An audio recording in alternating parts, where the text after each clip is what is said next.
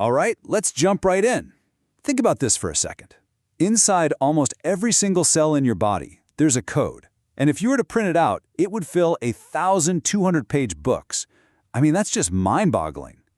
This is the story of that code, your DNA.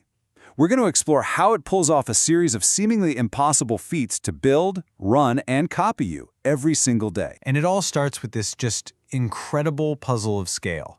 Get this, if you could take the DNA from just one of your cells and stretch it out, it would be about 2 meters long. That's over 6 feet.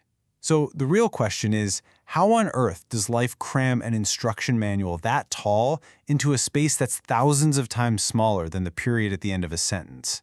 How is that even possible? Well, the answer is just one of the most brilliant feats of engineering in the entire universe. Your cells have totally mastered this massive storage problem.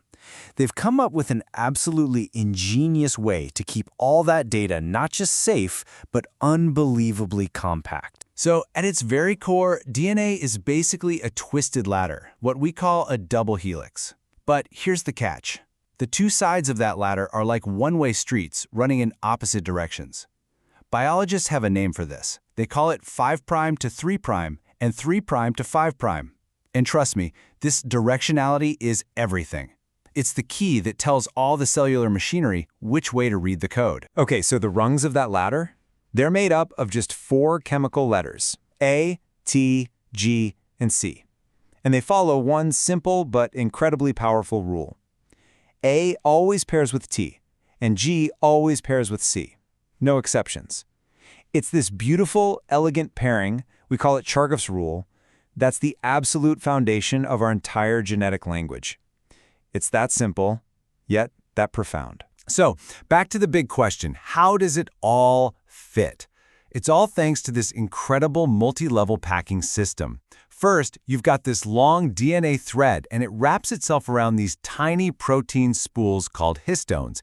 Think of it like thread on a bobbin. Then, these spools coil up together into a thicker cable, which we call chromatin. And finally, that cable gets looped and folded and squished down into those compact, X-shaped chromosomes we all know from biology class.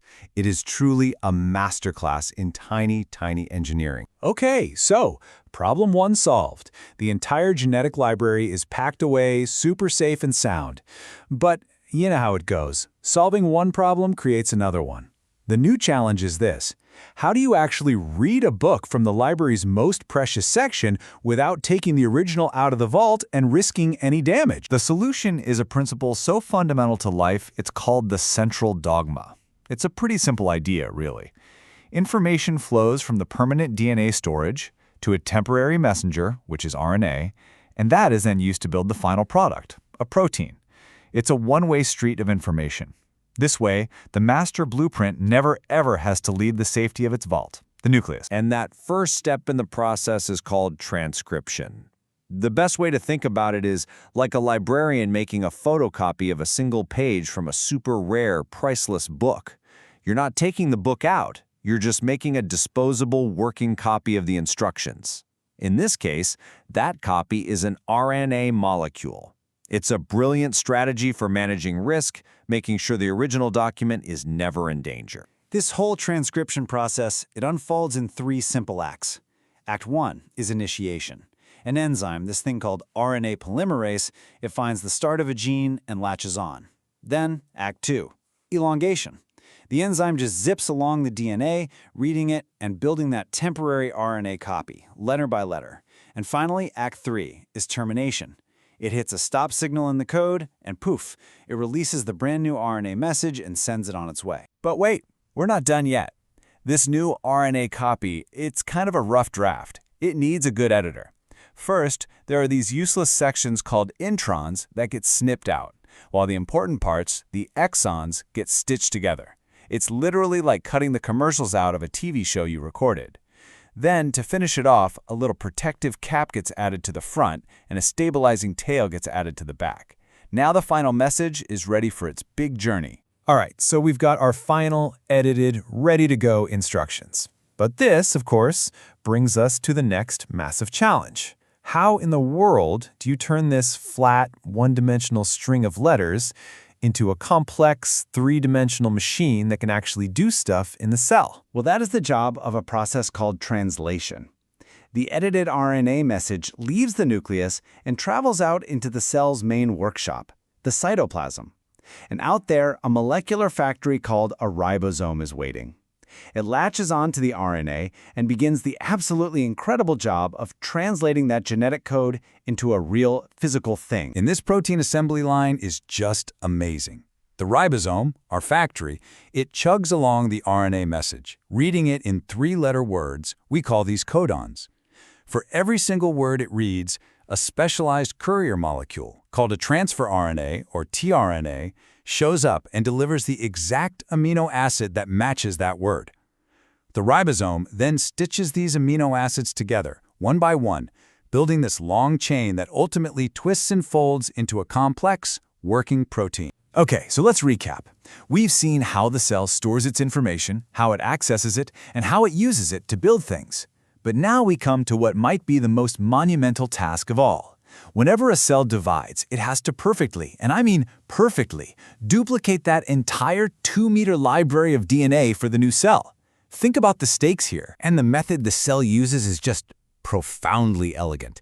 It's called semi-conservative replication. Here's what happens. The DNA ladder literally unzips right down the middle. Then each of those original sides is used as a perfect template to build a brand new partner strand. What you end up with are two identical DNA molecules. And here's the cool part. Each one is half old and half new. It's a nearly foolproof system for making sure a faithful copy gets passed on every single time. And the speed and accuracy of this, it is just mind-bending. I mean, a bacterium like E. coli can copy its DNA at a rate of 1,000 letters per second. 1,000! But the accuracy, the accuracy is the real kicker. It makes less than one mistake for every billion letters it copies. To put that in perspective, that's like typing out an entire encyclopedia set 20 times over and making only a single typo. It's insane. But remember those one-way streets we talked about, the 5' and 3' ends? Well, they create a little bit of a puzzle during copying. One strand, which we call the leading strand, can be copied in one smooth, continuous go. No problem.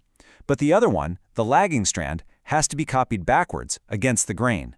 Imagine trying to paint a stripe on a road while walking backwards. You'd have to do it in short little strokes, right? The cell does exactly that, creating these small pieces that then get stitched together. Now, this backward stitching thing creates a new problem. At the very, very tips of our chromosomes, a tiny bit of code gets lost with every single copy. It's like a photocopier that can't quite reach the edge of the page. So, how does life solve this? With telomeres. These are basically protective caps, long repetitive junk sequences at the ends of our chromosomes. They're exactly like the plastic tips on your shoelaces that keep them from fraying. And even better, a special enzyme called telomerase is constantly working to add those little bits back, protecting all our important genes from slowly getting worn away. But, no system is perfect, not even this one. What happens when the copying machine makes a typo? Or when our DNA gets damaged by, say, UV light from the sun? This brings us to our final and maybe most interesting challenge. How does the cell maintain the integrity of the code against all odds? So, what happens when a mistake does slip through the cracks and becomes permanent? Well, that's what we call a mutation. And the consequences of just a single typo in that massive, massive instruction manual, they can be absolutely profound. They can range from completely harmless to totally life-altering. So let's break that down. For example, you could have a missense mutation. This swaps one amino acid for a different one, and that could change the protein shape and how it works. Then there's a nonsense mutation. This one's bad news. It creates a premature stop sign in the instructions, which leads to a short, chopped-off protein that's usually useless. But sometimes you get lucky with a silent mutation, where the typo actually ends up coding for the exact same amino acid, so nothing changes at all. And this really reveals the incredible two-sided nature of mutation. It's like a coin.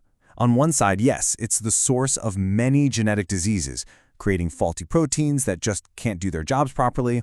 But on the other side of that coin, mutation is the engine of evolution. It's the raw material. These random changes are what create all the genetic diversity that allows life to adapt, to change, and to thrive in a world that's always changing. Okay, now after hearing all that, you might be thinking your DNA is super fragile. But your cells are not just sitting there helpless. Oh no, they have a whole army of proofreaders and repair crews on call 24/7, constantly on patrol, working to protect the code. And this defense system is seriously multi-layered. First up, you've got the main copying enzyme itself. It actually proofreads its own work as it goes along. Then, right behind it, there's a mismatch repair system that sweeps through like a cleanup crew, catching any errors the first guy might have missed.